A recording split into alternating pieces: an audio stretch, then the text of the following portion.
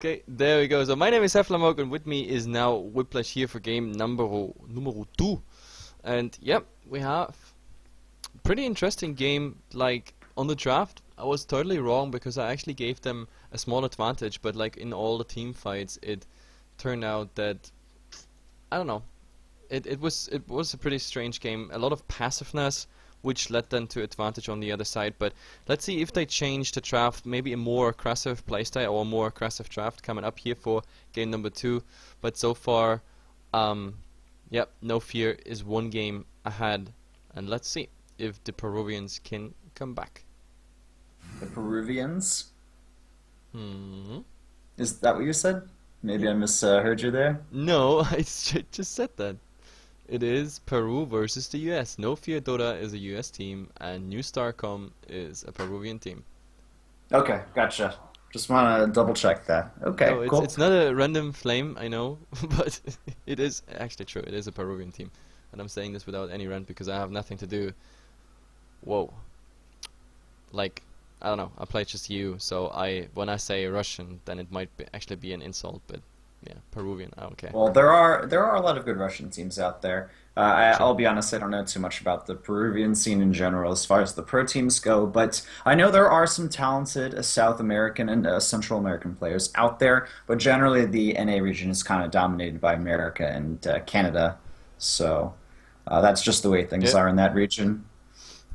Well, the most unfortunate thing about the South American scene is that like the teams we saw there, like there were some nice impulses there, also some nice players, but they don't manage to keep the teams up for like some month, maybe a year, etc. There's no consistency. Like each and every year we have new teams popping up, and sometimes we see like players we know already, but I don't know. It's really sad. Like it's the same for the Brazilian teams. We saw that even in TI qualifiers, for example. Like there were good impulses, but like yeah, with teams that only have like 1, 2, 3 month practice or didn't do that well before, shuffled just before the qualifiers, it's just not working out. Then again, I mean, South America has a large and really huge League of Legends scene, which also might be a reason that like Dota is not too popular. But I think with the TI4 now, a lot of teams might be popping up, and maybe some talents actually. I don't know. Let's see. All it takes is like one manager who gets like a proper team together and then fighting. But the biggest problem, of course, is still the ping. Like South America and ping. Like even the Brazilian servers for the Peruvians or Argentinians, they're really bad. And yeah, I don't know. That's the biggest problem. Ping issues. I would say so. I mean, as long as you have like under 150 ping, it's manageable, I'd like to say.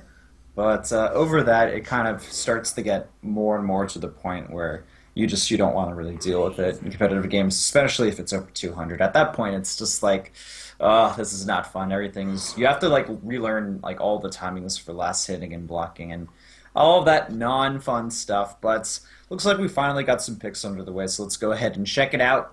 No fear, they've picked up the Skywrath as well as Razor, while their opponent's New Star Calm, they've got the Viper first pick as well as a Silencer follow-up. Yep. So that's interesting. I know the Southeast Asian scene really favors the Viper strongly, but I guess the other scenes generally not as much, but we're seeing from New Star Calm, the Peruvian team, they are favoring that Viper. Yep, it's actually pretty interesting because in the last game we saw the Viper being very dominant. I mean, there was a Necro mid, and I was so happy to see a Necro mid. Unfortunately, the use of the Necro ulti was, I think the first 3 ultimates were just there to like mini stun targets that were chasing his teammates. It was never really used for kills or like last kills, kill secured stuff. But I don't know. So it really didn't work out too well. Like he got rune control at least in the mid, but the Viper overall he went for a Nether Toxin build, so he had definitely advantage when it came to CS. Like his mech rush was really fast. I think they had the mech in 12 minutes or so, and on the other side we were lacking the mech, and that gave them just so much advantage right at the start of the fights, and from there we had a huge snowball. But now the Viper being on the other side, which is pretty interesting, plus the Silencer. The Silencer of course pretty interesting against heroes like the Skywrath Mage, because if that hero is silenced, like nothing he can do. Plus of course Curse of the Silent, then maybe later with the Arcanum Scepter like Skywrath Mage Like, he is so mana intense that hero. If you really spam out everything, especially your ultimate, then you're pretty much unless you really have amazing items that grant you a high pool already. But let's see, with the Skywrath Mage, we saw yesterday when we were casting together actually a Skywrath Mage where it worked out really, really well. I was predicting a Skywrath Mage in the last game as well, but yeah, they didn't pick it. So, but let's see. We have the second ban stage through. A lot of high value bans there. Yeah, looks like the Void banned out from No Fear. I'm sure they wouldn't mind that with their lineup. It would probably synergize. It would actually synergize quite well if their lineup. Razor can use a static link and Skywrath can use the Mystic Flare, but because that hero is going, I guess the second phase of picks go to New Start Com first. They wanted to remove the threat of that Void as well as the Shadow Shaman, and on the other end, they say no to the Weaver, no to the Centaur. So I guess a potential carry, Yeah. as well as a high damage dealer, and then some really solid initiation with the Centaur, which can also synergize pretty good with the Skywrath and Razor if you kind of look at it on paper and how the fights can play out. Yeah, definitely. The center, besides actually the Ember, to be honest, didn't make too many great plays when I look at the last game.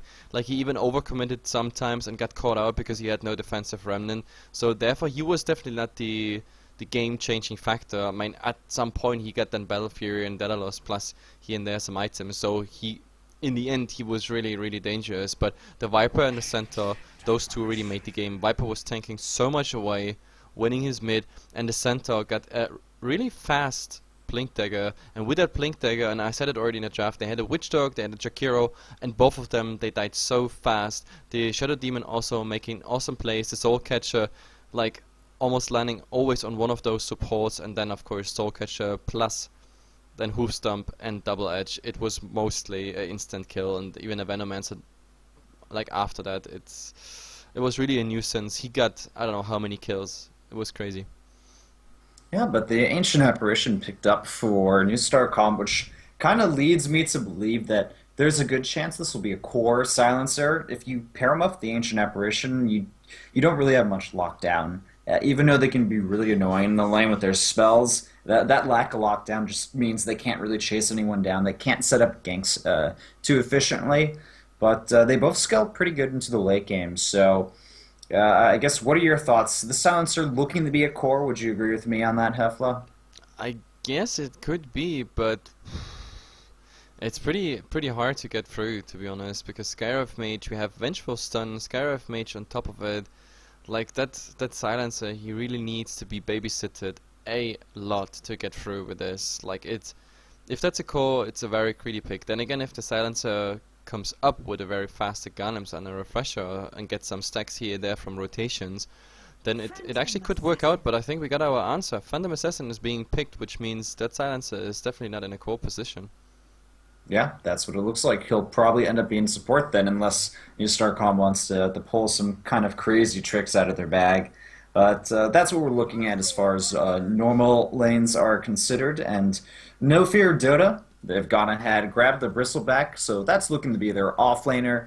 We're seeing the Razor and Bristleback, kind of the tankier people on the front lines to receive a lot of the damage, but still do a good amount of damage themselves. And then in the back, we'll have Skywrath as well as Vengeful, kind of doing a little bit of supporting, a little bit of damage. So I guess we're looking for a safe laner, most likely from No Fear Dota. If they really want to run the Razor in the safe lane, though, then they can still pick up some kind of mid hero, but I think the Razor, he's just overall really strong mid, and there's not a lot of great options against the Viper mid lane, so we'll probably end up seeing him there. Yeah, I think so too. But I mean, the Bristleback at least gives a nice tanky target, and it's quite effective. Then again, the Bristleback, like, he will also have a hard time against the magical damage that's coming out. I mean, he can be kited easily by the Viper Strike, disarmed by the Silencer, slowed by the Phantom Assassin, Ancient Apparition doing also quite his junk there when we see a Vortex build coming out. And I don't know, this is the Bristleback, interesting pick for sure, and he is definitely my candidate for a Pipe Rush, for example. A Pipe on the Bristleback and a Razor with a mech, that would definitely make this team very, very dangerous to New Star, because it's negating a lot of what's coming there. Like, the burst damage is just taken away, and the Phantom Assassin is also I don't know, a hero that needs a lot of babysitting till he comes up with the big numbers. Once those big numbers are up, then it actually gets interesting because like silence, global silence, then just jumping the Skywrath Mage with his very low HP pool, you can just crit him away. Same for the Vengeful Spirit, even though Vengeful Spirit has a very high base strength gain. And whoa, I did not see this one coming. I was actually expecting a Timbersaw. That's a character that can do quite well against the Timberback if you get him in like a 1v1 scenario. But I is this going to be a 2-1-2? No, this is then a Viper offlane, a Tinker mid, Phantom Assassin, and a Tri with the two supports. Okay. But Maybe do you think they could even offensive tri-lane with this? That's still a little odd, but against the Razor Vengeful Spirit Skywrath, it's dangerous. hmm. Dangerous for sure. I don't know, Yeah. but this looks like, yeah, it definitely looks like it could go through. But the problem is that like Phantom Assassin, if you shut him down, he's pretty much useless. If you shut a Tinker down before the BOT rush, also not something you want to see. But if everything goes right and the Tinker has then the global presence, then also the Silencer being there with the big ultimate where the Skywrath Mage the Vengeful can't do anything. It's definitely interesting. Nyx Assassin, so now we have some roaming potential. I'm curious where the Nyx is going. So this is an Uh, offline Nyx, a Bristleback safe lane then. And a yeah, Razor mid. I think we could have offensive tri-lanes from both teams potentially. It feel a little odd from New Starcom, but I mean they do have a lot of just straight up damage they can deal. But looking from the other side, uh, I don't know. There's a lot of potential things I could see happening here. Yep. To be honest, like this draft, it can go both ways. I think this time New Starcom has a better draft for their playstyle because their playstyle last game it was super passive. Like, I mean, I said it to the viewers already. Like they had, I don't know, the first time I think the Tidehunter used his ultimate was when he was level 8 or 9 or something. Like he didn't rotate out of the line once he's level 6. The same goes for all the other ultimates. Like we also had no Necro ulti being fast used and stuff, no rotations, no nothing. They were really just focusing on their farm and holding their position. This time with a Tinker farming with yeah, with a PA farming, I think it might actually favor their playstyle. But we're gonna introduce really fast the players, and I warn you already, the pronunciation is horrible of the players, so I hardly got it through. But yeah, we have just Sniffit here on the Bristleback. We have IGDR this time playing the Skywrath Mage. He did an awesome job on the Shadow Demon before. Then the whatever signs on the Vengeful Spirit, we just call him Vengeful Spirit. And in the mid we have Mabel on the Razor, and last but not least, Vafa on the Nyx Assassin. Yeah, and looking over on the other side of the map towards the Radiant, we got New Starcom and over, and I guess they're all mid right now, but the Phantom Assassin will be played by, this is quite hard to pronounce. I'm just going to call him Mac, and then over as the Viper, we have Mel Kochota, another hard one to pronounce, and as I say that, they're getting a little bit aggressive. Shout out to Robbie from Maple Maple. Okay. So already the BM's coming out in full force. In the mid lane we have Zeklet. Oh Jesus, you were I not told kidding you, about I gave these you the names, best names. she's and then a Gleaser is on the silencer. Finally, Ancient Apparition. It's going to be Frem of. I'm going to pronounce these guys by their hero names. It's Yeah. not happening with the weird names they've conjured up. It's pretty interesting. But yeah, we have a solo safe lane PA here versus a tri lane, so at the moment it's really as you predicted. There might actually be the AA rotating in, but this, oh god, this PA has to care. There's the slow already, and the Uh-oh. stun is gonna follow up pretty much soon. He can't really do anything now. The pistols are already stacking up. Level 2, nice blink away, but I don't know, maybe they have another stun. They still have something on This the is slow now. close. There's the body block coming out. That's working so far, but the bristles, the next bristle, yeah, first blood. So first blood going out. They're actually going to get a 2-0 here. As Just Sniff, I'm sure he's a fan of Zayuri, got a double kill on the Bristleback in the offensive tri lane. This is actually scary, dude. If you think about it, a Bristleback. I love when you put him in offensive tri lane situations, and when he kind of gets like a snowball start, it's so hard to take him down. He's so tanky. He's got all of his points into Bristleback, and it's just a scary situation. Yep, and they're gonna rotate, they're gonna change their laning, so the Viper is probably gonna end up being there in the safe lane, the PA is gonna join that tri lane here, and I think that's the smarter decision, but it doesn't take anything away. This lane is... Oh, Oh, mid and the mid, lane we have a Razor. nice kill! Ah, combat Tinker build, I definitely like that, no March of the Machines, level 2 laser plus the rocket, that was a level 1 rocket, but it still got a kill off the Razor, he was a bit too aggressive there, so... But let's see how this goes now, we actually might have a go here on Waffa. Look at Yeah, this. this game, it's just action all over the place. Waffa, he'll put off a double impale. He'll Yeah. be okay. If he would have dodged that impale, that would have been really, really dangerous for the next assassin. But yeah, he got a nice double impale off there for being safe. So 3 kills, 2 minutes. I definitely like it already. But what are they planning to do here? Like, I mean, at the moment it's a quad lane top here. The Peruvians play a quad lane while nothing is bottom. But now, as I say this, there's a Silencer and a Viper rotation coming in. Also, NFD just rotated a bit. The Scarab Mage left the lane, and therefore, yeah, it should be quite equal now. But yeah, they lost a lot of XP and potential CS though while rotating this, and pause needed. All right. Yeah, this is turning out to be quite the interesting game. People are just teleporting all over the place, wrapping kills left and right, and I'm wondering when the lanes will kind of settle down, because people keep, just jumping around back and forth. And like you were mentioning with the Tinker, that combat build where you get 2 points into laser as well as heat-seeking missile. I guess it's somewhat similar to what our TZ does. I'm wondering if this Tinker will just go ahead and max out March of the Machines next, however. It really depends. Like, I mean, there's 2 Tinker builds out there.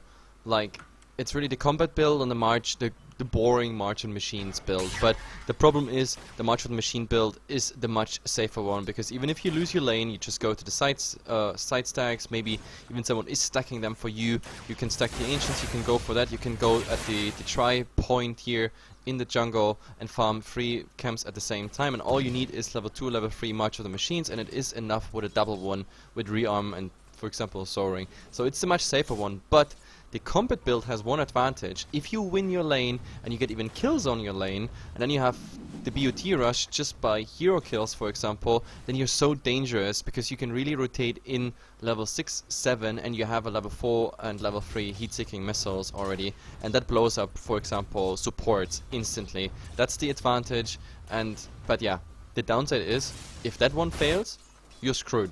Because then you need to passively farm all the time, get your March of the Machines up, and then make some catch-up attempts to get the BOT rush in, and that's the dangerous part. So high risk, high reward as far as that build's concerned. Meanwhile, Skywrath Mage, she's rotated towards the bottom lane, still hiding kind of around the trees near that tier 1 tower, but these heroes are hugging the tower. It's going to be kind of hard to pick them off. One of them has to overextend if they want to grab a kill. I think they can kill the Viper, because they do have a lot of burst. They do have the Skywrath as well as the Vengeful Spirit, and of course Bristleback, generally a good damage dealer, especially when he gets the Warpath online. But they need the positioning, and Razor will go ahead and pick up an Invisibility Rune as well. I'm wondering if he's actually heading towards this bottom lane. That does look to be the case, but no. He's waiting for an item off the core, and I guess just going back to that middle lane. Yeah, I mean, the good thing about this lane swap is actually, I mean, NFD, like, no fear guys here, they didn't really respond to the answer, like, to what the Peruvians did here, because theoretically they could have made the top lane against, again, a tri lane, and then go really aggressive off the PA, but they decided to, oh, you know, guys, we just stay in this lane, it's all working out fine. But the problem is now the Peruvians, they get a lot of farm. The Viper can do it just here with Nethertoxin 1 point in, he went for a 1-1-1 build, and he's getting experience. That's all he needs. It's the same on a Silencer. Like a Silencer, if you're on a support role, all you need is XP. You want to get that last word and the Curse of the Silent. And the interesting enough is also that he went for the Curse of Silent. So when he times it right, for example, that Wave of Terror is spammed out, then he comes up with the Curse of Silent. It's a lot of mana burn on a Vengeful Spirit, and she's really allergic against mana burn. That's the problem. Right now they don't have any item to replenish their mana pool, and now we have a rotation. There we go. The Bristleback going top again. He says like, nah, I don't want to stay here. That's interesting, to say the least. But the Knicks... Yep. Sorry. I think he kind of rotated to the top just because nothing was really happening bottom lane. They were just playing so passively. No, I think this is a gank attempt. because the Nyx Oh. is almost level 6. If they Yeah, want okay. to, they can go now. Concussive shot. They're slowing down the Phantom Assassin, but she blinks towards the Ancient Apparition. And not enough follow-up. The Nyx is level 6, but hold on. Mid lane. Oh, looks like Razor found the Tinker and Yep. got a little bit of revenge on him. Yep, definitely. And I like what they did here. This time, like I said in the last game, that we had a Tidehunter offline, and usually, oh, maybe we have a go here top, but again, the Nyx Assassin just not in range, but oh, they get a nice stun on the PA. Yeah, Impale. Once again, though, a nice Phantom Strike over to the Ancient Apparition, allowing her to survive. So despite it looking like this PA may end up falling, she gets out there in the nick of time after the stuns have gone off, and in this lane they only have one true stun, so it's not like they have an insane amount of lockdown. But as I say that, they do get a decent Impale, another blink away. Oh, but this time it could be enough, but he no. doesn't have bristles. He doesn't have bristles, no mana for him, so he's losing a lot of HP. He has to use that salve for sure. But yep, what I definitely like is that sentry ward here at the Ancients, because the know the Tinker, like if it's not going too well, he will go for a March build, and yeah, he decided to go for 3 points now into March and then stack the Ancients, etc. He didn't go to the side camps, which is kind of interesting, but yeah, the Razor found him there very easy. And now he's doing so much damage even on the Tinker. My gosh. It's face boots versus no boots, or rather brown boots now, and therefore yeah, he can really go for at least one hit with a double damage, maybe even with the static link. So it's yeah, definitely nice what he's doing now. He pretty much zoned out the Tinker at all, Well, like completely. This is basically Rotate City, as we have Nyx Assassin now kind of hiding, waiting for They an want opportunity. Oh, can he get the courier? No, he's not going to get the courier, but they'll get the Impale onto Tinker. A little bit of a follow-up nuke from Sky at the Mage. Tinker's down once again. Quite an easy pickoff, actually. Yeah, he and killed himself there even, like with the heat-seeking missile into Nyx Spike Carapace, so easy going. In the mid, the tower is at least getting denied by the Viper. He rotated in there, which is kinda okay. Bottom lane, but we have to Vengeful go. Spirit. She's stunned and getting quite low on health. It'll only take, I think, one more hit, and yeah, there's the dagger to finish the job. So it's odd. Vengeful Spirit soloing in the offlane for so long. And Nyx Assassin's coming around, and he has enough mana now, so we can do the Impale after the Vendetta. Yep. Will it be enough damage, though? That's the question. Okay, there it is. Oh, he's missing it. misses. It's a miss. You have to get out of there. Nyx Assassin, what are you doing? Okay, you got a little bit of extra help from the Skywrath. But can the Skywrath actually finish off the Silencer? All of his abilities are on cooldown, but both of these guys are playing with fire, as they're quite low on health, and the Nyx is out of mana. Their reinforcements coming, that's the biggest problem at the moment. Like, even though they are pretty low, but both sides are pretty low. And unfortunately, the PA does not have a self. With the self, they could actually make something happen. Now, the Wave of Terror is going to scout out pretty much soon what's happening here. There's the Wave of Terror, both being hit, so they know exactly where they are. And there's 4 heroes. Now the rotations are coming. Unfortunately, Ancient Aberration not being level 6 with that ultimate, they could do a lot, but there's more rotations coming in now. Oh, no Viper Strike available, also not level 6. But, oh, that's a lot of damage. Look at this. Yeah, Tinker comes in, he's able to finish off the Razor, and it looks like Nyx Assassin will be the next target, as he falls as well. It's a 2-0. Some heroes low on health, but Ancient Apparition, can he get away Nice, from the slow. Vengeful Spirit in time? He will. And the Vengeful Spirit will fall once again. That's a 3-0. That Stifling Dagger, that was so amazing. Like, because the Vengeful would have soloed the AA, but this way the AA got some nice experience. He's gonna be level 6 pretty much soon. We also have now the Silencer, of course, being level 6 with a Global Silence. That's very interesting. It's also another denied tower, so NFD not going for good trades here. Like, they just gave 3 heroes away, and only for the sake of a Persaback farming, but the downside is also the Tinker has been farming in the meantime in mid. So he has now what the Tinker at least needs to really spiral out of control. And yeah, we see the Viper is stuck in the Ancients now for the Tinker. He's gonna pick up level 9, the rearm, and from there on he can really just go for the jungle, the double, and like here is the dual point number 1 for the both camps, and we have the triple point exactly here. So he can actually farm those camps really on cooldown, plus the Ancients, which should give him 14 minutes. Yeah, definitely a 14 minutes BOTs if he does it right and doesn't get interrupted.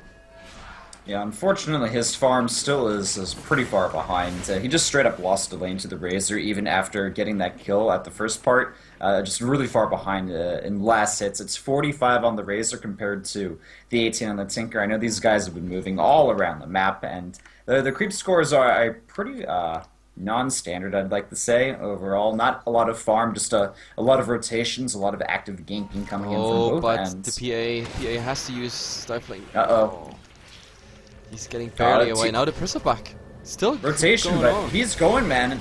He is going absolutely YOLO here. He's gonna get frozen and That I didn't wow. understand. He went back and then he went another time back. Like, I don't know, double backed double. Oh no, But Nick's mid? assassin, he's gonna get spotted. Still though, he'll get off the Vendetta. Ultimate from the Silencer, and now there's a Viper Strike onto a dead Nyx Assassin. That was a pretty well gank. Yeah, I don't know. This Oh, game man. could have been awesome just by the fact that if he would have gotten his impact out, but he was aiming that impact, like he was fake casting it twice, and therefore enough time for the silencer to react and just come up with the global silence, and therefore he was just stuck there. The problem is with the Nyx Assassin, with arcane boots, you can't really do anything. Viper Strike and some poison attacks, and that's pretty much it. Now all we have here, Ice Blast top, but the Bristleback, of course, it's still like really dangerous for the PA. Like if the PA does not have anything to Phantom Strike on, then she pretty much dies to the Bristleback. So that's a dangerous part. But the Peruvians find their kills at the moment, and I don't know, no fear. They committed to some ganks, and that fight, that very awkward fight in the bottom lane, that was everything but, I don't know, optimal. Just the execution simply wasn't there, and I feel like No Fear have the better draft overall, especially considering how aggressive they can be, how many ganks they can get off early on against their opponents, the Peruvians, which I feel like, like you said in the draft, Hefla, you know, they need to get their farm on, and then they'll be just fine. But I don't expect them to win in the early game at all, but they're doing just fine. Because they do exactly what they haven't done in the last game. Now we have actually maybe a go here on the Silencer. There's no ultimate on IGDR, so I don't know, the Razor also popping his eye up the storm, but for what? There's nothing. There's nothing you can go for. Now slowly the rotations are coming here from NSC, and therefore I don't think they can go for something, but they want to take that Phantom Assassin. There's another Ice Blast here hitting on the Bristle. That definitely hurts. Is it enough? No. I wish I could see a blank from the Phantom Assassin, but Razor's coming nearby, as well as pretty much the rest of No Fear. And they'll kind of scare her away for the time being. I wonder if they take this fight. They might actually take this fight, because they have a small advantage. They could definitely go for it. No global... Oh, actually the global silence is ready again, which means they could take this fight. They could definitely take that fight. And Tilling Touch, okay, there's the ultimate. Nice blink from the Phantom Assassin. They get an easy kill on Vengeful Spirit. Maybe even more, but the Razor, look what he does. From the high ground, he's soaking all the damage off the Viper at the moment. 84 damage stolen. But it's fine, like NSC is finding another kill, defending the tower, and NFD, they have to go back here. Also the Tinker now, having BOTs from now on, it's really getting awkward. Now AA, if AA getting caught out, that might be a bit awkward, but okay, we have another fight top if they want to commit to it. The Peruvians seem to be, full of confidence. Yeah, they're going on the Ancient Apparition. He was just got a little bit out of position, so who will end up falling? Bristleback will get swapped away down to about half health. Actually getting very low on health. Silence, though, on the Silencer, and he will do his best to make it out of there. So he's A-okay, but it's just a battle all over the place. The next assassin tries to go for an impale, but misses the Viper. He pays for it with his life as he falls to March of the Machines, as well as the DPS from Viper. They might go for more. They can, if there's a Stifling Digger on the Skyraft, for example, or Poison Attack, or Viper Strike, that would be nice, but the problem about the Viper is, again, like, you cast it already a couple times with me, and I'm a big enemy of PT Viper. Like, I hate this build, because right now, for example, with Face Boots, he would have got that Viper Strike off on the Skyraft Mage, which would have been automatically a kill. But of course, what can you do? When you play a PT Viper, you have a 335 movement speed, and it just sucks. Like, the Skyraft Mage has a 375 just by having brown boots. So you will never get him unless you have face boots, and that's why I hate it. Most people pick it up for stats, which is okay, but in my opinion, if a Viper has proper farm, you can go for the face boots, and then the Mech Rush, for example, should provide you enough stats as such. But let's see, NFD, they're gonna go for Roshan. The Bristleback is tanking it for now, but he's taking also heavy damage. Like, this is gonna be a very slow Roshan, even though they have, of course, the Nasal Ghoul, -4 armor plus the Wave of Terror. Now with all 5 committing to it, it should be a lot faster though. Yeah, I think they'll get it just due to the amount of negative armor they are employing onto Roshan. And even though there was a ping from Viper, it's going to be a little bit too slow. But this Ancient Apparition Ice Blast. Oh, God. Oh, if that was there 2 seconds earlier, Yeah. they would have actually shattered, I think, the Vengeful Spirit. Not just shattered, it would have also provided vision for a short amount of time, which means the Razor, I say, the Tinker could have gone for heat-seeking missiles, and that would have been at least a shatter on the Nyx Assassin, maybe even on the Scarab Mage or the Razor. Like, and even the Bristleback was pretty low. That was Ice Blast plus heat-seeking missile. I think they had 2 candidates like for a really nice range kill. But yeah, unfortunately, the timing was a bit off. They didn't suspect them to go for the Roshan, or at least not fast enough, or they just didn't want to commit to it. But now, Nyx Assassin, he's on the hunt. He wants, I guess, to wait for the Tinker. But the Tinker at the moment, yeah, he's doing the right thing. He's pushing out the lane and taking the neutrals at the same time. Level 4 March of the Machines. He got everything he needs. 2,000 gold. I wonder what he's going for. Is that a Dagon Rush? I mean, right now, if he would go for a Dagon, he would already buy at least the Stuff of Wizardry, because he needs the mana pool. Because with that you can go, I don't know, for 5 or 6 marches with a level 1 rearm, but I don't know, he doesn't buy anything, so let's see what's coming up with his gold. But for now, I mean, it's still playing into NSC's hand, I have the feeling. But oh, in the mid we have a slow here on the silencer. Alright. Oh, the ultimate from Ultimate. that Skywrath. Very close, but no cigar.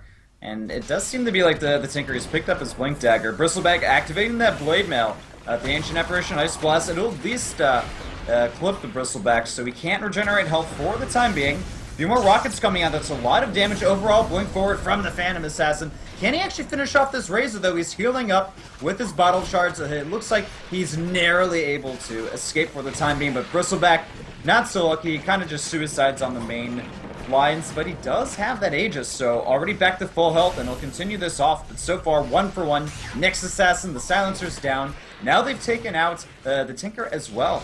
It just seems to be going back and forth. Phantom Assassin, he gets the Vengeful Spirit, but now quite low on health. Can he actually escape out of here in time? The 2 stacks of Nasal Goo as well as a lot of the slow. He tries to TP away, but it will not. No, be that fast enough. TP was a mistake. He could have used his mini blink there, his Phantom Strike on. Oh, maybe that Ice Blast hitting on the Bristleback? No, unfortunately it didn't hit, but it still applies a debuff. That would be a Viper Strike in 10 seconds. Oh, this might actually be it. Oh, what the last word? But unfortunately, no, the curse is not taken through, so Ancient Apparition, that would have been maybe working out with a level 2 Ice Blast. I don't know, I think that was a wrong decision by the PA, but overall still not a too bad fight for the Peruvians, just the Tinker going a bit too deep, and the biggest problem was, I mean, this fight was prone to be bad for the Peruvians because of the Aegis on the Bristleback. He did so much damage twice. Oh, we have maybe a go, Waffa. Oh, there's... Is that enough? Can he finish him off with the Mana Burn? One more hit, no, the 1 charge, and he gets stunned, but... Okay, that was just a bit of a misplay from the Nyx Assassin. The PA! No vision, too bad. Like, with a lucky crit, he could have really done something there. And there's an Ice Blast actually hitting here on the Nyx Assassin. He got some region off before, but look at it. Oh, tick-tock, tick-tock, tick-tock, tick-tock, tick-tock. No, not enough. 120. It was not enough. With as I said, with a level 2 Ice Blast, that would have been already a couple more kills, but unfortunately he's only level 8, which is still okay for this time of the game. We also have to look the first time into the graphs, like looking at experience, and I see he had already more. They were above the 3k mark here, and well, they lost a tiny bit there in the last fight. Obviously, there was Roshan, there was this fight with the Aegis. When it comes to gold, it's pretty much equal again. Even there, NSC lost a bit, but I don't know. They still have a Tinker and they still have a PA, and of course also the Ice Blast being level 2 then, plus the Global Silence with Ghanem Scepter maybe later. It's definitely gonna be interesting. Yeah, I still feel like NSC, they certainly have the late game in their pockets. It's just a matter of getting there. Meanwhile, Razor, he'll get hit with that Ice Blast out. Lots of nukes coming out on him. Is it enough damage, though, to actually kill off the Razor and shatter him? Yep, there it is. Yeah, there it is. There's the shatter mid lane, but at though. the same time, mid, there's a Silence. Also a Curse of the Silent, at least ticking through, so they're getting out with the help of this global curse. But yeah, the kill on the Razor is really, really nice. The Tinker, I don't know if did he TP out before he actually got the XP of the Razor kill. I'm not sure, but he just wanted to play 100% safe there, that no rotations are coming. But yeah, it's a core kill for the Peruvians on NFD, and that's all fine. That's the way to go. Slowly but steady, they work on their advantage. Yeah, they're certainly starting to take control of this game. Not by much, but it does feel that as time goes on, they're stabilizing more and more and starting to slowly outplay their opponents. But I have to say that... Oh, God. Oh, silence, but she's actually just pretty darn tanky. It's still not enough. They'll get the kill on the PA. AA Ice Blast actually will clip on both of those heroes, the Skywrath as well as the Bristle. But I'm not sure if there's enough follow-up here from NSC to make anything really happen. The players are just kind of towards the bottom lane and not in a good position to make the AA in the mid happen. has to be really careful, because there is already the rotation. The Nyx has Vendetta if he wants to, but now AA, he smelled that. He was well aware of the fact that something is coming out. There's a Blink Dagger. That was his goal. Like, he was really saving for directly a Blink Dagger rush, even though I thought maybe a level 1 Dagon would have been interesting, and then into a dagger, because like they had all these fights closer to a 2 tower where a Blink Dagger doesn't really help you that much. But let's see. Now it's still looking interesting. The only problem, of course, of the PA is he's going for a BKB, and he desperately needs it. Like, a BKB will absolutely help him, but I don't know, he's still far away from that. But I mean, he got the Vladimir, so he can also farm jungle. The only problem with the jungle is that like the warding of NFD is just much better. Like, they see instantly when something is happening. The only good thing is now they used 1 sentry ward here exactly in the mid, which means yeah, the observer ward is gone, and theoretically it's relatively safe for the PA. But then again, with the Nyx assassin, nothing is really safe. Yeah, I have to say I really do like the offensive warding coming in from No Fear. They have good locations on everything important. Oh, mid lane though, that's going to be a nice connection as they got both the Silencer, low on Elf, and the Viper. AAL comes out, so it will be a return kill, and they should be able to get the Viper as well. Even if it gets swapped back, but still, it's a kill confirmed. PA though and the rest of NSC, they're coming in. They don't even care whatsoever about the Shampel and the Bristleback. It's a 2-2 so far. It's not really bad. Unfortunately, the Tinker didn't rearm before he actually blinked in there. He had 2 seconds till delay, so that would have been a kill on the Skywrath Mage. He should have rearmed and then went in, but still, the Tinker doing quite some burst damage, and I also don't care too much about the Bristleback plate mail there. Also, the PA was involved in 2 kills there. That brings him really close to his Mithril Hammer, which he needs very fast, because the BKB is just a must-have. Like, it's funny how they circle around their fountain here, like the Skywrath Mage, because they were afraid that there's an Ice Blast flying, and actually the Ice Blast is flying, but it's in the mid, and the Razor just dodging it. Like, yeah, really good. Still, 14 and 11, that mid engagement ended up in a 2-2 trade. We have to look at the crafts again. Like, it's still ±0 pretty much in the XP craft. When it comes to gold, even though they didn't trade so optimal, like NFD now, yeah, taking a small gold lead, like heading towards the 1000. Like, theoretically with the Tinker farming, like, you should be ahead in gold by now, because the Tinker got everything they need and everything they should have. But the problem is, of course, with the Nyx assassin and the jungle being warded and multiple times ganked, you see that NSC is not using their jungle. They used 1 camp pretty much in the last 5 minutes, and that this is this big mid camp. Now the PA actually daring to go for the other camp, but you see they have a lot of respect of the American guys when it comes to their jungle. It's being not used, not utilized at all, and yeah, for a long time. And once they did, the PA died there easily. I mean, you have to be very careful of that Nyx assassin. It's just such a dangerous hero to worry about in these situations. I've noticed these fights have been pretty darn scrappy. There's a lot of low health heroes, deaths on both sides, with most of the time no real clear advantage on who actually won the lane. The teams, they will fight over this tier 1 tower. We have a TP coming in from the Razor, but he's very low on mana, so that means no mech available should we see NSC actually try to commit to a fight here. And if they actually look at Razor and see that he has no mana and no mech, it would be a good time to engage. Okay, there's a mana boots used, so at least Razor will have that, but he will not have his full tooltip available, and it looks like No Fear, they're just trying to keep the fear in their opponents and prevent them from really Yeah. pushing up into this tower. But this 5-5 standoff, I don't think it's a good idea because there's a lot on the map where NSC could farm, and this 5-5 in the mid, I don't know, the only interesting part is of course that the Tinker coming in and out, like, does a lot of harass damage, but maybe we see engage now. There's an Ice Blast flying, but the Ice Blast not gonna hit anything. It's really bad, but the Tinker going aggressive in there. And very aggressive. There's also the Silencer out helping out a lot. Razor, he'll use his ultimate, but he's getting focused down. Slowed by the Viper Strike. Phantom Assassin, she has her BKB. She's going absolutely ham. Now we'll focus down Vengeful Spirit. We also see Roshan respawn in the middle of the chaos. Looks like, yeah, we'll have another kill. It's now a 2-for-2 Tinker and Silencer for the Vengeful Spirit and Nyx Assassin, but as I say that, we also have, well, Razor did die earlier. And Bristleback's so low on health, he's barely been able to make it home. Yep, Ice Blast is actually ready. He has to be careful. That Ice Blast could fly right now. We have to see. Where's AA? AA? He's... No! He's using the Ice Blast to farm the creep wave there. With this good chance to kill the Bristleback, I think he should have tried to. Like, that was not really worth it. The 2 CS he got there from that wave. But oh well, it doesn't really matter. The fact stands, NSC had a better trade here. Like, they lost NFD, they lost a tower, and they lost 3 heroes, and core heroes. They lost both their cores, while NSC just lost support, or let's say, okay, the Tinker, we consider him as a core in their lineup, but still.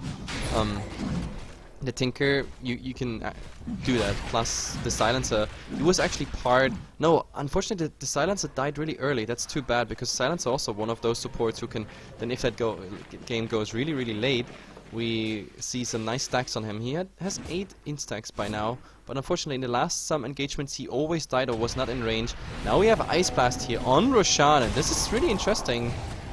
Yes, I don't know if that's holding them back. If they rotate in the Bristleback, he has to be really, really careful. Unfortunately, it's still a level 1. It's still a level 1 Ice Blast. No, it's actually level 2. It's level 2. Yeah. Okay. It wasn't enough damage. The Bristleback was just a tad bit too tanky. And Tinker spotting this Tinker, Razor. Can he actually finish him off though? Oh no, this is a big problem here. He's gonna TP away, but in comes Phantom Assassin. She should be able to finish the job, and indeed she will. Nyx Assassin nearby, as well as a lot of members of No Fear, but I don't know if they can actually defend this tier 2 tower without the Razor. Yep, and this definitely means it's pretty interesting that really NSC is taking the advantage now, and I mean I labeled them as a really, really passive team last time in the first game, but this time they go and get their objectives done. Like, they contested or tried to contest Roshan, didn't really work, but still they get the Razor kill, they get a tier 2 tower as a follow-up. That gives them a 5 kill advantage now, and we look again in the crafts, and this time I'm pretty sure the crafts speak for NSC. Yeah, 3000 in experience, and it's not even updated. We have a DC right now, which gives us even more time to analyze some numbers here. When it comes to gold, yeah, we have a nice swing. It's also heading towards the 3k. It's not quite updated yet, that's the Razor kill, but with the tower that should be even more. The Tinker is getting more and more dangerous now, especially for the supports. This is a level 1 Dagon. I'm not quite sure, does he upgrade the Dagon to like level 3, level 4 Dagon, then going into the E-Blade? Or does he go for the E-Blade first?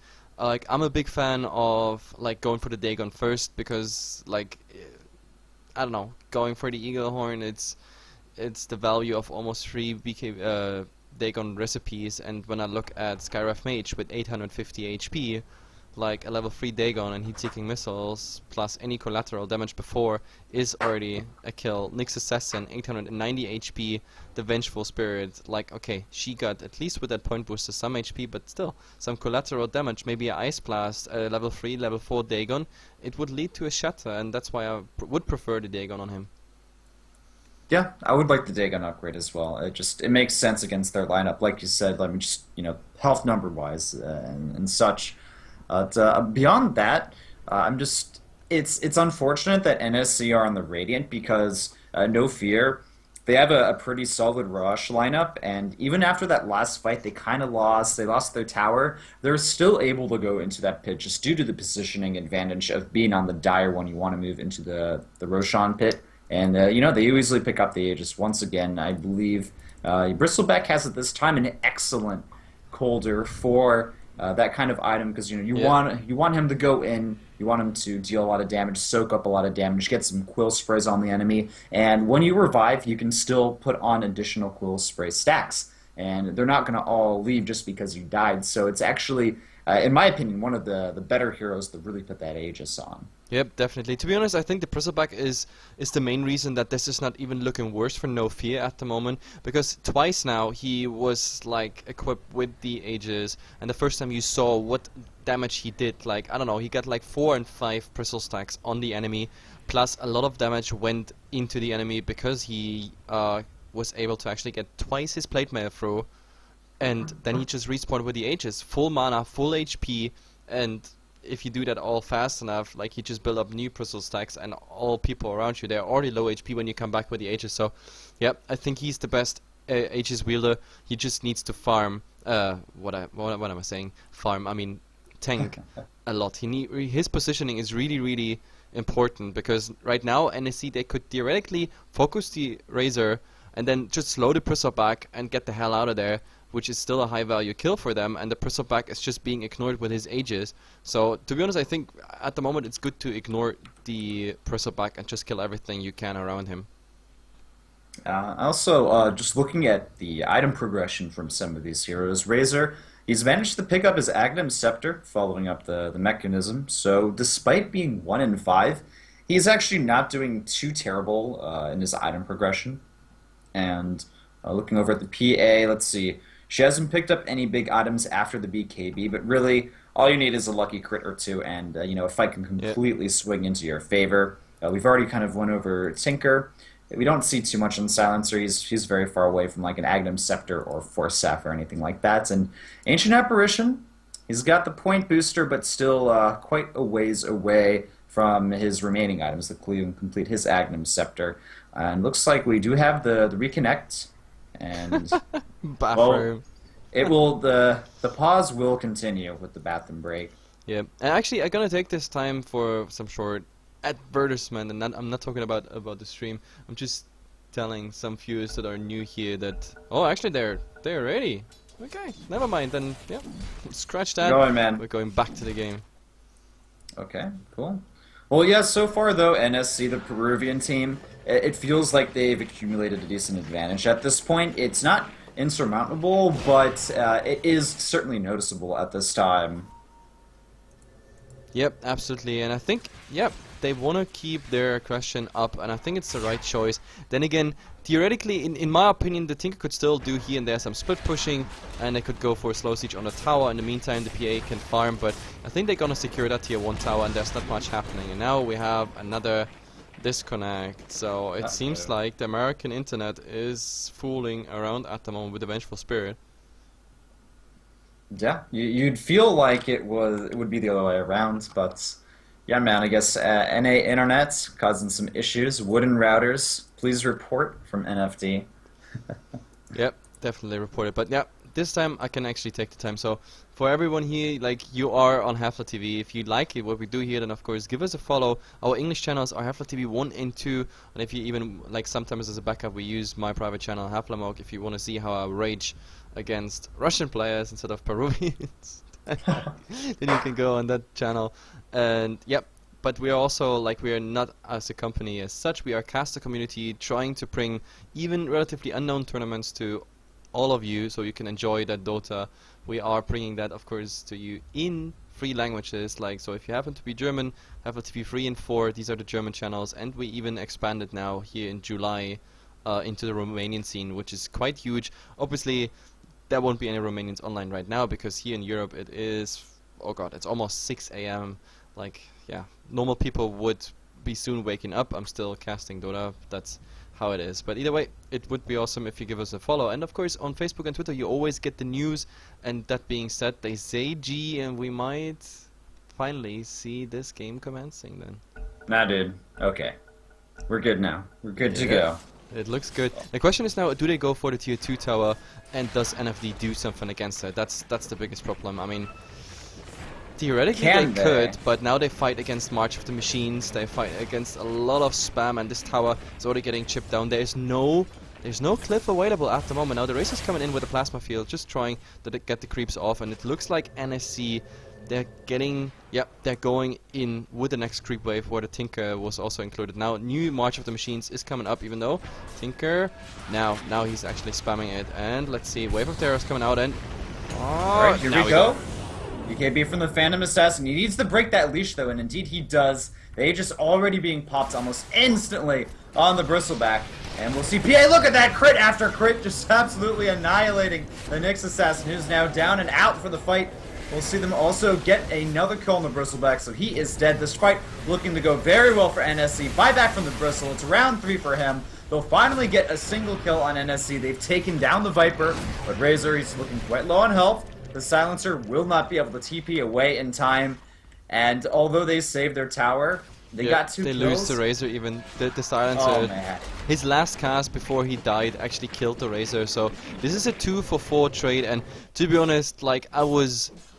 Like this PA was so close to dying, like all the time, but like the last Arcane Bolt was actually following him by the Skywrath Mage, and he just like Phantom Strike towards the Viper, and there he received the mech healing, and that kept him alive. And this is of course huge for the PA now, because he's gonna go for a Sangha Yasha. Another item I actually agree on, Phantom Assassin here, because I think the stun would make it much more convenient, because he can also transition into the Abyssal Blade. First of all, this item yields a lot more pure damage as such, and the MAME is not too good against this team, because they still have a lot of disabled, they have 4 stuff and everything, so even the MAME target is not, I don't know, not a guaranteed kill. So I don't know, not a big fan of the Sangha Yasha pickup, but sure, it adds at least some attack and movement speed plus the MAME effect and some HP on the Phantom Assassin as well. And maybe we're gonna see the crit, like the basher, what am I saying, the crit, the stun, of course, the basher into Abyssal Blade right after. Like, he's definitely finding a lot of farm, and the fights are going their way. They chipped away that tier 2 tower, the tier 2 tower actually, yep, having minus 70%. And let's see what they go for next in the mid. I don't think that would be the wisest choice. Now we see a wraparound here, a 4-man smoke and a counter smoke. So both teams are now being smoked up, and let's see what this leads to. Like, this smoke is running out again for NFD, which means, oh god, if one of them just runs in here into their own jungle, that is their own demise. That is a trap. It's a trap. Nyx Assassin is vendetted on the high grounds near the Roshan pit, but yeah, both teams, they want that high ground advantage. They want to get the initial jump. It does look, though, like NSC, they're in a prime position to take this top tier 2 tower, and everybody from No Fear are completely out of position, man. There's no way they can save this tower. Maybe if they have everyone TP and use the glyph, they could do something, but... Okay, well, they're all starting to head over now, and the creep wave is, the second one behind this one is somewhat far away, the timing but was not optimal, like, there was not enough of a creep wave left, so they're still going for this tower, but I think even if they could reach the tower, they decide to just drop it. That's another tier 2 tower, a freebie for the Peruvians here, and the US guys, they are taking a stand in their base. They are pretty much pinned down, except for the Bristleback, but also he has to care. We see on the minimap, they're already drawing that they want to go for that Bristleback, but yeah, he's taking the right decision. He's going towards the secret shop now, where he also buys, yeah, this is the pipe. The pipe actually being very important against March of Machines, because pipe absorbs this damage, and of course we have Ice Blast, and a lot of other magical sources, so the pipe is an item you definitely need here against this Peruvian lineup with all their Magicka bursts. But now, let's see, Nyx Assassin, do we have actually a gem by now on any of them? Yeah, Skywrath Mage has a gem, but the Peruvians, they don't play with a gem at the moment. They look into Roshan, but Roshan, oh, far away from spawning. That takes a long time till he's coming back. E-Blade now being done, by the way, on the Tinker, which means we were wrong. He's not going for the Dagon upgrades, he's going for the E-Blade first. Maybe not the worst decision when I think about giving the E-Blade buff at least on your allies as such, so more of a defensive tool which suits their playstyle. But yep, another tier 2 tower going down, and now the US boys without any outer towers left. No, it's gonna come down to eventually moving up to the tier 3s.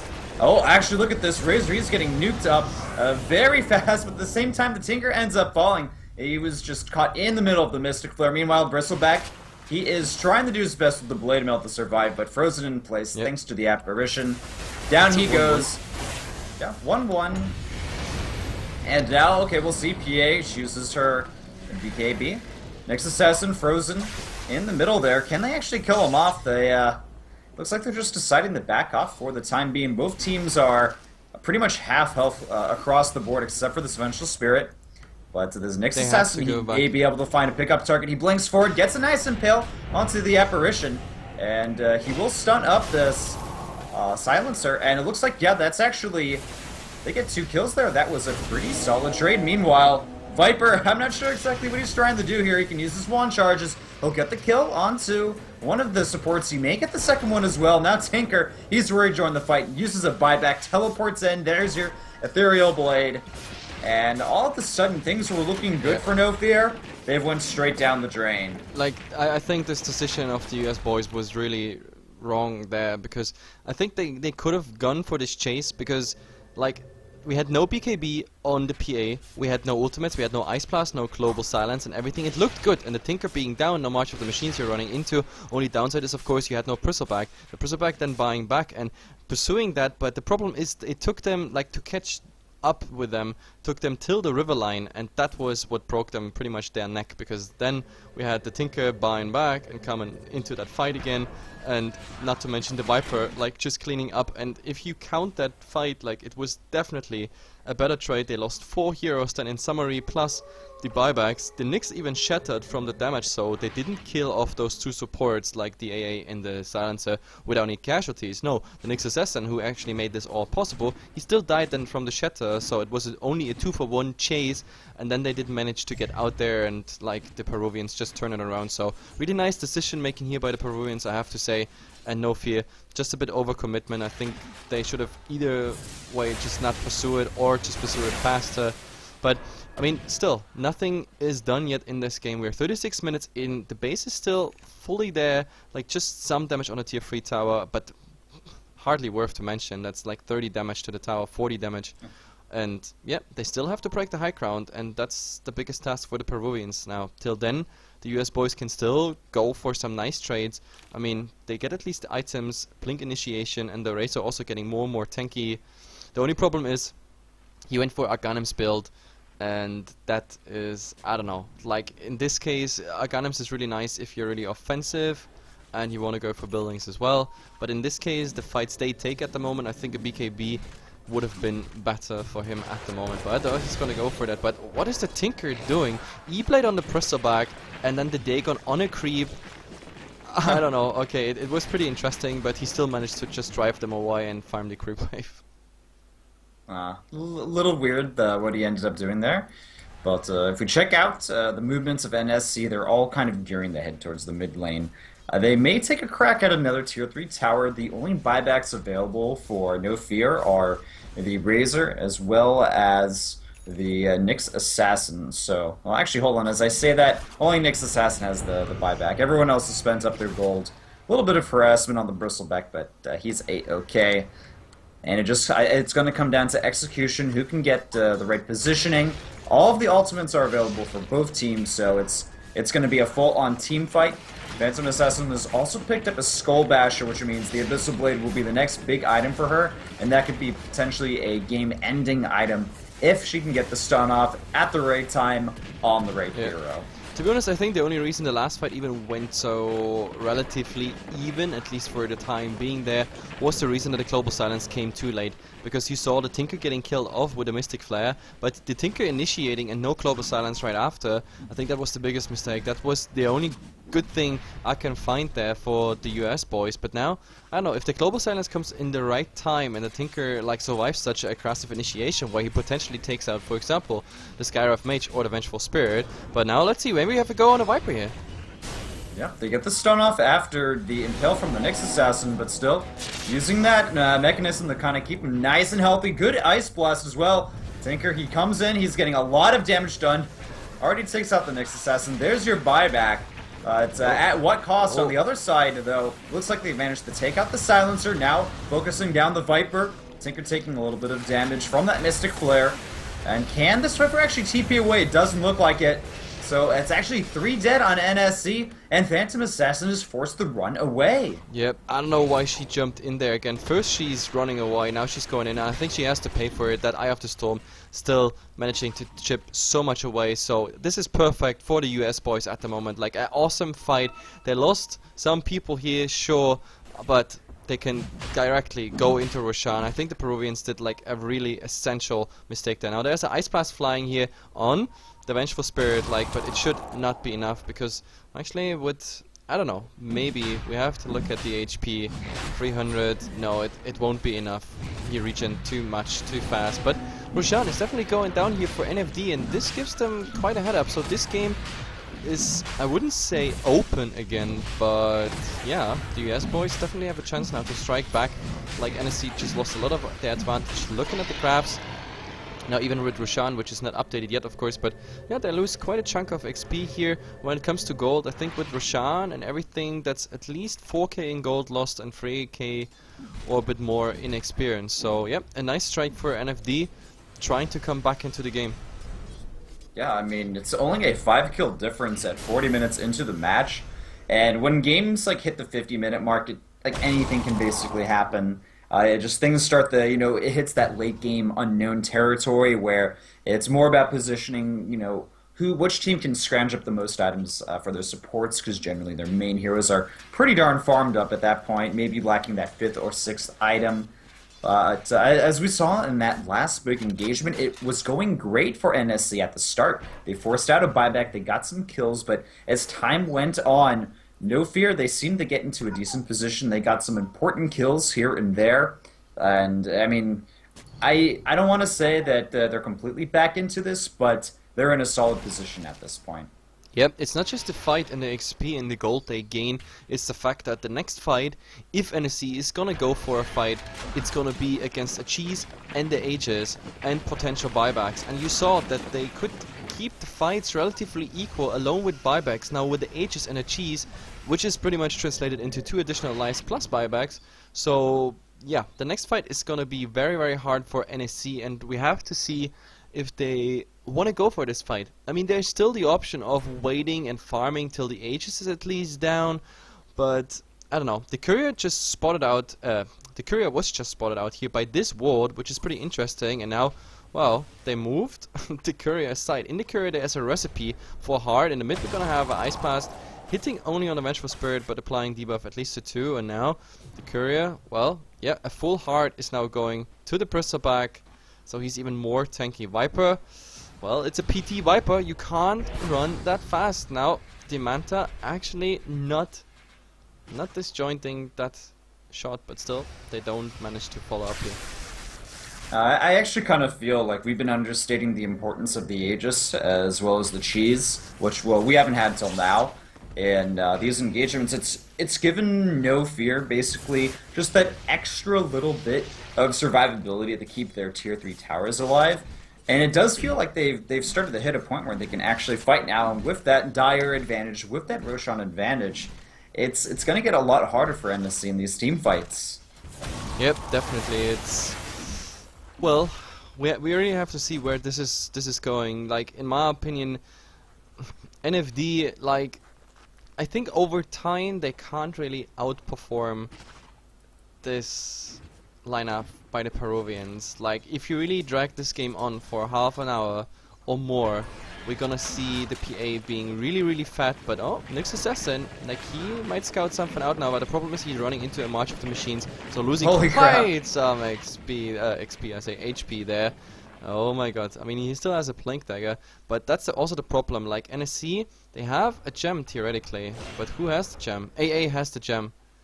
So, but yeah, unfortunately he was nowhere near, so that's really bad.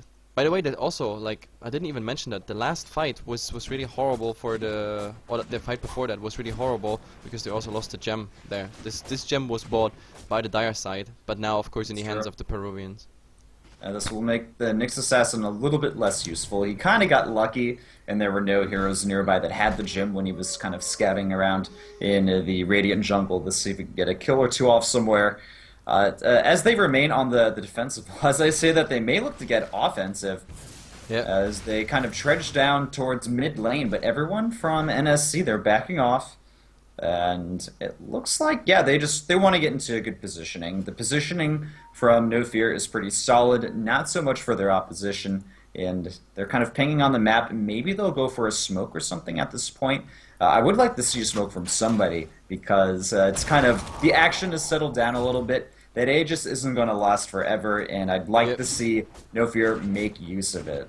So my assumption was right, like the Peruvians, they want to wait here until the ages actually expired, so they only have to fight against a cheese. Because they know, like, there's no outer towers, that means the fight is most likely gonna be around the tier 3 high ground, which means there is a really fast response by NFD. If they buy back, all it takes is clicking that button, TPing back, and you're in the fight within 4 seconds approximately, plus minus, of course, reaction time, but still, like 4 seconds, a hero back, full HP, full mana in a fight that can break your neck, plus of course the Razor having pretty much a second life if he does it right with the cheese, unless he's hit by the Ice Blast and everything. But the Aegis, yeah, they have to use it. It's not gonna last long. I didn't see the last announcement when it was, I don't know, when was Roshan killed? I think we're gonna have 2 minutes or so on this Aegis, because they've been inactive for so long now. They're really waiting this out. Even the smoke didn't find anything. But I have to repeat myself here. It's like waiting for this game to, I don't know, effectively go your way is a bad decision for NFD. They have to go active because we have a PA, Abyssal Plate, finished. So she's pretty much 6 slotted. Like, if she takes TP out, of course, we have another option for her as an item, going more tanky, even more damage whatsoever. The silencer is still there, 16 stacks already, and the longer the game goes, the more damage we also get on the silencer here, just by Claves of Wisdom, and it's actually getting quite dangerous, because it's also supported, can transition fine. We have all the core items we need on the Ancient Apparition, and the Viper, well, the Manta, not an item I like as much here on the Viper, especially against this one. He tried to disjoin certain things with it. The silence is of course really nice because you can disjoin it, or like get rid of the debuff of the seal. But I don't know, the Viper needs also some more tankiness, I think. Like a heart on the Viper would be interesting, or the Viper even going into damage. But either way, what I'm trying to say is NSC, they have a lot more potential when it comes to damage and stuff like that. And No, I wouldn't yeah. mind seeing a butterfly in the Viper, actually, yeah. Because, you know, it's Yeah. a lot of damage and a little bit extra survivability as well. A lot of the damage at this point, I guess, is right-clicking from the Razor as well as the Bristle, but still, yeah, it's... Yeah, even the next Assassin, I guess, if he tries to get, like, his Vendetta off or something, it's still smoke coming out from NSC. They're not going to find anyone from the look of things, just placing down a few wards, and even then the Tinker's still on the other side of the map. Not saying that he can't quickly join his team thanks to the Boots of Travel, but, well, he's with them now, so it's all good. But still, it's just turning into one big Mexican standoff. Neither team really... standoff. A Peruvian standoff, not a Mexican standoff. Neither team really terribly ready to engage. I feel like the team that gets the better jump, the better engagement, the better positioning at this point should have just enough of an advantage to take the victory, which is probably why NSC hasn't really pushed up into these tier 3 towers since that last big engagement. This is a very long Roshan respawn timer though, like in a couple seconds we see how much, oh no, it's still long, but I don't know, NFD, they try to turtle this game, but I don't know if turtling is the good decision. And oh, we have a go here, instant stun, first hit bash, and nice positioning of the PA, getting directly in front of the person back, and now, oh, the Aegis, yeah, it's not there, and he's actually down. Now we have the Global Silence, and they can even go for more. The second kill is coming out here on the Nyx Assassin, and now they want to go for that Razor. No, actually the Vengeful Spirit is getting that slow, but there's a return. In the end, they're back to their base. We have a buyback on the Nyx Assassin, and NSC, they're just going back. Of course, they have the advantage. Like, if they wait just another minute or two, the Roshan is back, and I don't think they can contest it. NFD finding themselves without the Prism back. We have to look at the buyback list, and they're actually, yep, he has a buyback for the worst case scenario. So, but yeah, it's another 2 kills, and they get away with murder easily. Yes, they do. So, just when it was starting to look a little bit better for No Fear, It kind of a little bit out of positioning. They didn't have the Aegis anymore. They lost the bristleback. They Oh, had they to go for force the the bench. buyback. Can they actually get him? No. They're turning us around though. Nyx Assassin in trouble as well. A little bit of support though from the Skyreth at the high ground. Still though, that's a kill on the Vengeful Spirit from the other side of the map, other side of the engagement. This could be them moving into this tier 3 now. I think that NSC, they have enough momentum, they can go for it, and at least force out that glyph, which they indeed are doing. Dagger, and nice, there you go, there's that stun from the Abyssal Blade. It's enough to finish off the Razor, he's so low on health. In comes the Tinker, just completely annihilates the Skyreth. We'll see a buyback from him. Meanwhile, this Razor, he's used his cheese, he's used his refresher, he's doing a ridiculous amount of damage. Buyback on the Tinker, he's been taken out as well as the Apparition, but still, that's 3 deaths on the other side. Now up to 4, they've finally taken down that Razor, and Viper looks like he'll be dying as well from the other end. Over and over, and these fights are just completely back and forth with no real victor. But maybe we'll see death here. No Tinker deciding to teleport away. Bristleback, though, he's reclaimed the gem that was originally bought by that Skywrath mage, and they still keep this tier 3 tower alive. I think that was a bit too much commitment by the Peruvians. Like, in the end, I mean, NFD is doing a worse trade here just for the fact that they have to buy back, but also the Tinker had to buy back, and you must not forget, it is a dire team we are talking about here, so they can easily go for that Roshan right now, like if they want to, but of course the PA, she knows that quite well. They have vision here, even instant crit, and oh my god.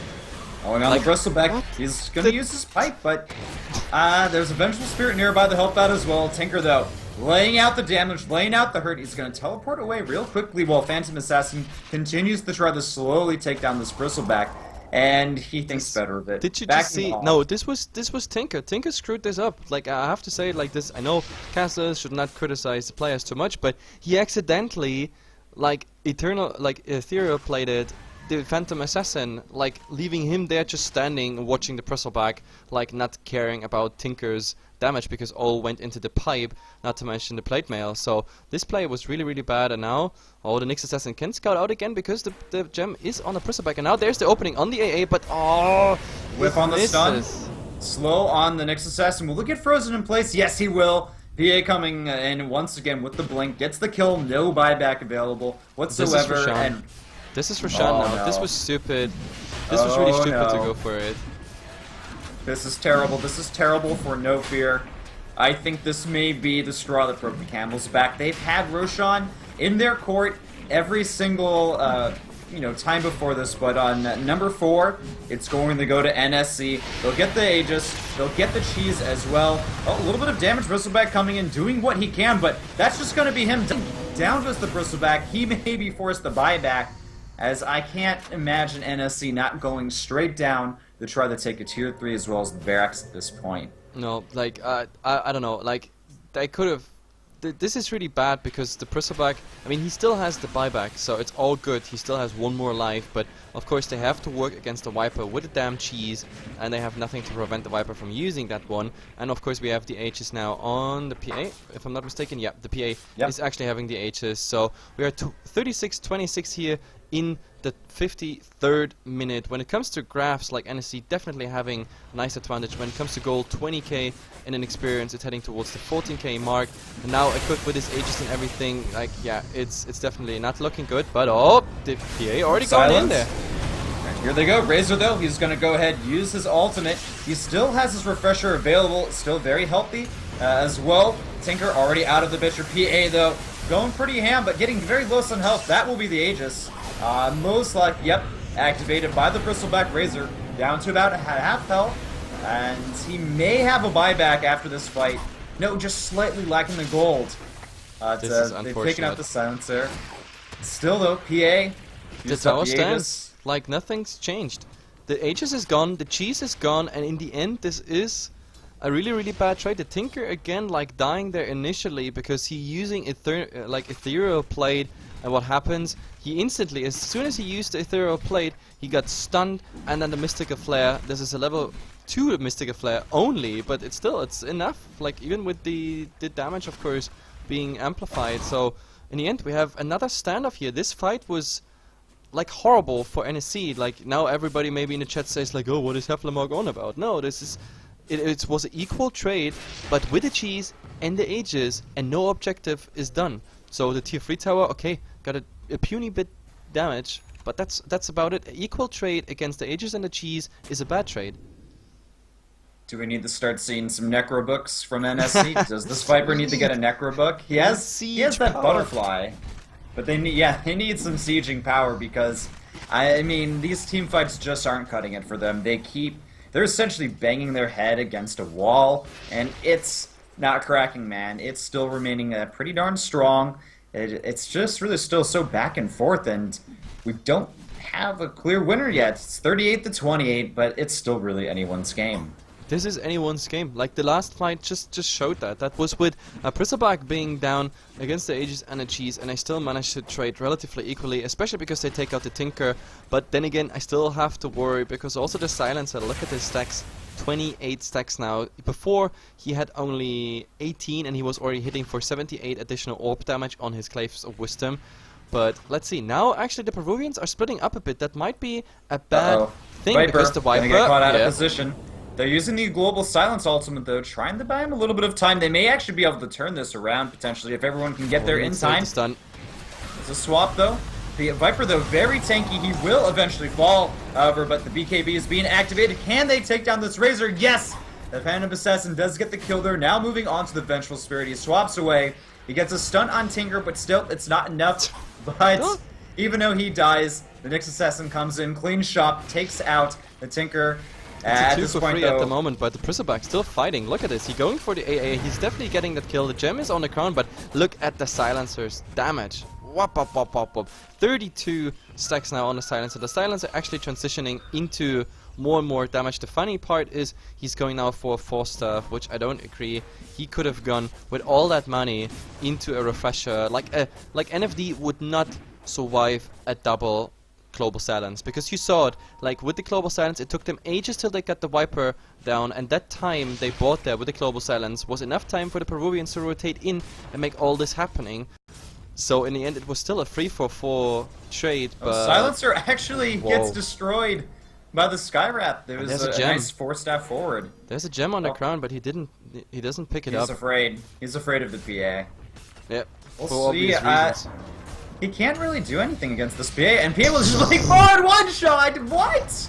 Wow! 1,762 damage in your face. Oh man. That is just absolutely terrible. There will be a swap from the Vengeful Spirit, stunt as well. Blink forward from PA. And PA needs to actually be a little careful no here damage against the for this. Assassin. Like, yep, there it goes. He just turns Bye-bye. around and just kills them all. There we go. Alright, I have to admit it's getting a little clowny at this point. Phantom Assassin with almost no mana, just soloed 2 heroes. She's level 25, has a ridiculous amount of items. Demon Edge, I guess, not the Demon Edge, but the Monkey King bar just waiting to be sent to her.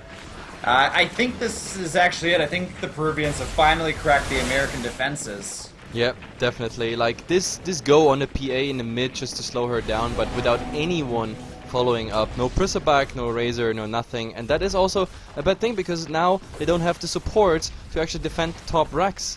I mean, they're not GGing out quite yet, but like 1 racks down against this, like now they're vulnerable to everything, and oh my god.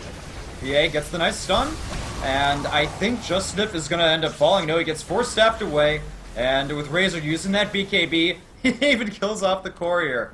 I mean, a double Eye of the Storm is very, very hard to fight up against, but they're going to see if they can still do it. They have the Silence available. PA not focusing on this Razor. He will now, though. Frozen, thanks to the cold feet, and it's enough to take down that Razor. No buyback. Yeah. The dream is over for America at this point. One shot from the PA on the next. We see the last one dying. No, we don't see the last one dying. There's the throne actually going down, but what a game. Like, do us Americans, they tried to turtle this out, but I think some decisions were not really nice, but also the Peruvians not playing flawlessly at all, but still in the end, like this time the draft they got it through, because it is 58 minutes, and I said it since the draft happened, this game if it goes long, is definitely in their hands, just because they have a PA, Viper, a Silencer who rotates in more and more damage, and even Tinker, like after a horrible mid actually, like I mean he went for a combat build, had the early kill on the Razor, but then he was sort of caught out without any farm. The BOTs came really late, but it worked out for the Peruvians, and therefore we have a 1-1. US versus Peru is not getting decided today. Another day maybe we have a 2-0 and a clear result. Either way, guys, that's it for us here today on HeflaTV. More games of JDL should be coming latest tomorrow, according to the schedule. Like, this game was originally, I don't know, planned to happen tomorrow, but for some reason they put it here. And either way, we brought it to you, and I hope you enjoyed it. If you enjoyed it, then press the follow button here on our English channels on HeflaTV 1 and 2. And of course on Facebook and Twitter you always get the news, which teams, which countries, which casters, which league, which tournament. Everything is there, all the news you need. All you have to do is there, HeflaTV on YouTube, Twitter and Facebook. That definitely helps us, and it helps you because you get the best Dota here casted by us. So I hope you enjoyed it, and let's say goodbye. Whiplash? All right. Last word? Goodbye. Last words. Last word? Only goodbye? No, I guess I'll just looking at the game, I felt like it was very scrappy both ways at times. In the end, of course, NSC, the Peruvians, they were able to come on top. They do have the better late game lineup. The Razor was doing a lot of work along with the Bristleback, but just more cores on the other team. And at the end, there's only so much you can do. But still, I think if one team could have played particularly better than the other, it really could have gone either way. The draft kind of only mattered towards the later stages of the game. Yep, definitely. And well, GG, congrats to the Peruvians. They got 1-1 here against the US Americans. Nice game by the US in the first game, but also very nice game by the Peruvians in the second one. And yeah, I'm looking forward to those teams meeting again. Like, for all the other information, you have to check the JoinDOTA League site. And yeah, we're saying good night, good morning, good afternoon, whatever time zone you're in. We're soon back online with more content. You just need to follow. And yeah, goodbye.